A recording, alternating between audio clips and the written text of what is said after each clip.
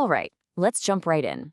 We're about to explore a pretty wild idea for tackling one of the biggest challenges we face, the race to build artificial general intelligence. And it's an idea that suggests we can win, but only by completely changing the rules of the game. When you look at the global push for AGI, it kind of feels like a trap, doesn't it? Every country, every major tech company is sprinting ahead, but there's this deep, unsettling feeling that every path we're on leads to some kind of disaster. It's this huge, high-stakes game with no obvious way to win safely. And there's actually a perfect analogy for this, and it comes from Star Trek, of all places. It's called the Kobayashi Maru. It's a simulation, a test that you literally cannot win by following the rules. It's designed purely to see what you do when you're faced with guaranteed failure. And honestly, that feels exactly like where we are with the AI race today. I mean, look at our options. They're both terrible. Option 1, we accelerate. We go full steam ahead and risk creating a superintelligence that we can't control, one that doesn't share our values. Catastrophic. Option 2, we try to pause. But that just means we risk falling behind someone else who doesn't pause, and we basically hand them the keys to the future. Plus, it doesn't even solve the problem. It just delays it. It's a classic no-win scenario. But what if the way to beat this test, the secret to changing the rules, doesn't come from computer science or policy labs at all?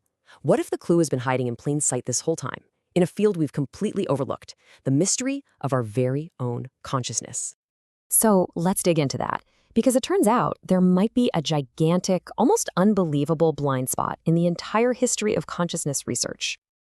Okay, think about this for a second. Every single case of complex biological intelligence that has ever existed on planet Earth, from the smartest animals all the way up to us.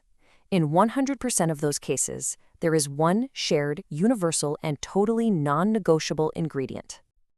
And that ingredient is this. Every single one of them had a mother. It's a fact so stunningly obvious that we just look right past it.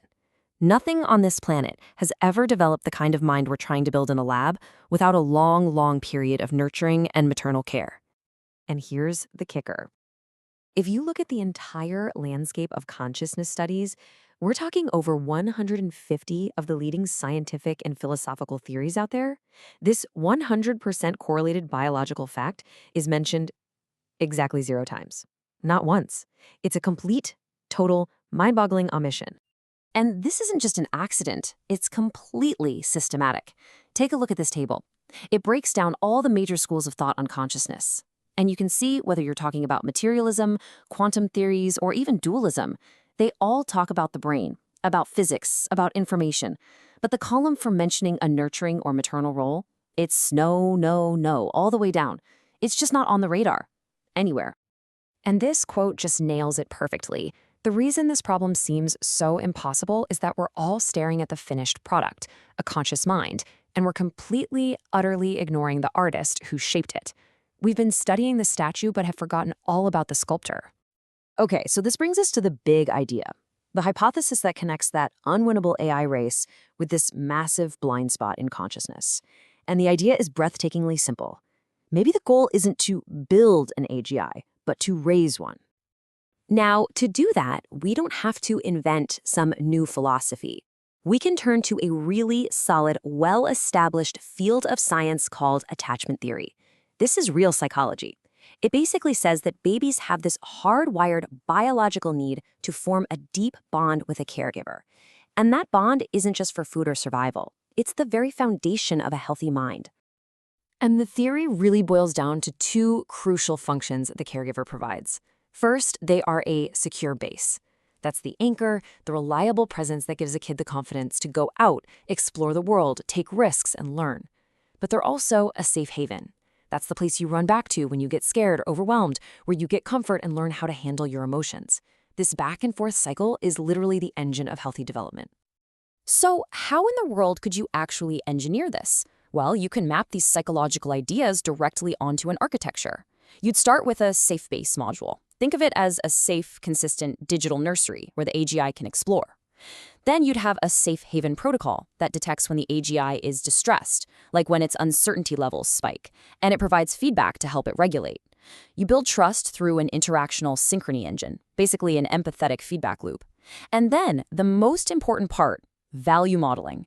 You don't just inject a list of rules. The AGI learns values like honesty and empathy organically through that trusted relationship. And when you think about it that way, it throws what we're doing right now into a pretty harsh light. Our current method of AI development, just scraping the entire chaotic, toxic, beautiful, insane internet and dumping it onto a new mind with zero guidance, it's basically the equivalent of raising a feral child.